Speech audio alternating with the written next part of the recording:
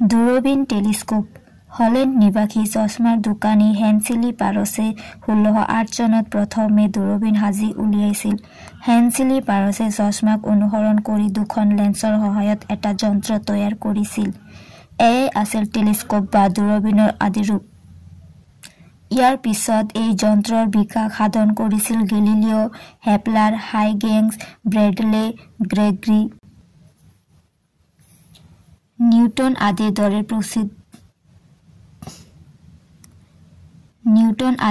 প্ৰসিদ্ধ বিজ্ঞানীসকলে দূৰবীনৰ বিকাশৰ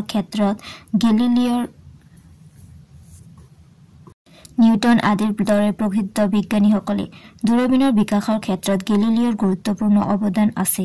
গেলিলিওই এই যন্ত্ৰৰ সহায়ত দেখুৱাই দিছিল যে কপাৰ্নিকাছৰ সূৰ্যকেন্দ্ৰীয় জ্যোতি ব্যৱস্থা শুদ্ধ আছিল আৰু টালেমিৰ ভূকেন্দ্ৰীয় ব্যৱস্থা অশুদ্ধ আছিল।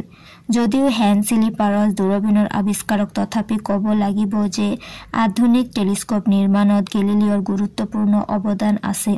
হেনচিলি পাৰছৰ দূৰবীন নেদেখাকৈয়ে গেলিলিওই তেনে এক যন্ত্ৰ সাজি উলিয়াইছিল। এই যন্ত্ৰৰ সহায়ত দূৰৰ কোনো বস্তু 30 গুণ ডাঙৰকৈ দেখা পোৱা গৈছিল। এই যন্ত্ৰক গেলিলিয়ান টেলিস্কোপ বুলি কোৱা হয়। এই যন্ত্ৰৰ সহায়ত গেলিলিওই আকাশৰ পৰ্যবেক্ষণ আৰম্ভ কৰিছিল। অৱশ্য বৰ্তমান সময়ত ব্যৱহৃত টেলিস্কোপৰ লগত গেলিলিয়ান কোনো আকৃতিগত সাদৃশ্য নাই। পৃথিৱীৰ এটা অন্যতম বৃহৎ শক্তিশালী টেলিস্কোপ হ'ল হাবল স্পেচ টেলিস্কোপ।